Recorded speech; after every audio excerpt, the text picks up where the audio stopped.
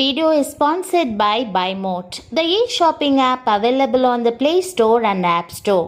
Click the link in the description to download and start shopping today.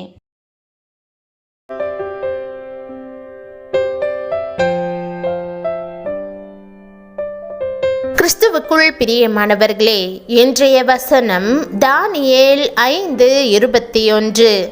உன்னதமான தேவன் மனுஷரின் ராஜ்யத்தில் ஆளுகை செய்து தமக்கு சித்தமானவனை அதன் மேல் அதிகாரியாக்குகிறார். தானியேல் புஸ்தகம் படிப்பிக்கும் பாடம் இதுதான்.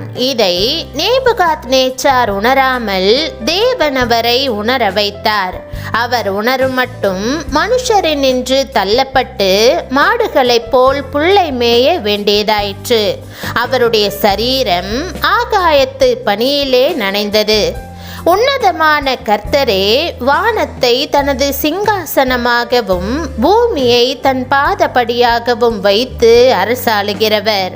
அவர் செய்ய நினைத்தது ஒன்றும் தடைப்படாது என்று யோபு பக்தன் சொல்லுகிறார். நேபுகாத்நேச்சாரோ பாபிலோனை கம்பீரமாய் கட்டி அதில் 60 மைல் சுற்றளவுக்கு 300 அடி உயரமும் 75 அடி உயரமுமான கோட்டை சுவரை கட்டி அதன் மீது பெருமையாய் உலாவிக்கொண்டு, இது என் வல்லமையின் பராக்கிரமத்தினால் என் மகிமை பிரதாபத்துக்கென்று ராஜ்யத்துக்கு அரண்மனையாக நான் கட்டின மகா பாபிலோன் அல்லவா என்று சொன்ன மாத்திரத்தில் உன்னதமான தேவன் அவனை மனுஷரினின்று தள்ளி போட்டார்.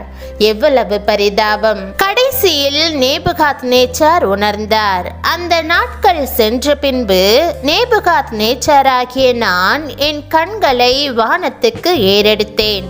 என் புத்தி எனக்கு திரும்பி வந்தது. அப்பொழுது நான் உன்னதமானவரை ஸ்தோத்தரித்து என்றென்றைக்கும் ஜீவித்திருக்கிறவரை புகழ்ந்து மகிமைப்படுத்தினேன். அவருடைய கர்த்தத்துவமே நித்திய கர்த்தத்துவம். அவருடைய ராஜ்யமே தலைமுறை தலைமுறையாக நிற்கும். தேவன் யார் என்பதை நேபுகாத்நேச்சார் புரிந்து கொண்ட போது கர்த்தர் அவனுடைய ராஜ்யத்தை திரும்ப கொடுத்தார். ஆகவே தேவன் யார் என்பதை புரிந்து கொள்வது முக்கியமானதாகும். தாவீது ராஜாவும் தேவன் யார் என்பதை அறிந்திருந்தான்.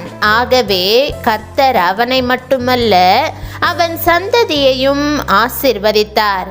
ஆண்டவர் தாமே உங்கள் குடும்பத்தையும் இவ்வாறாக ஆசீர்வதித்து உங்கள் குடும்பத்தின் மேல் ஆளுகை செய்வாராக.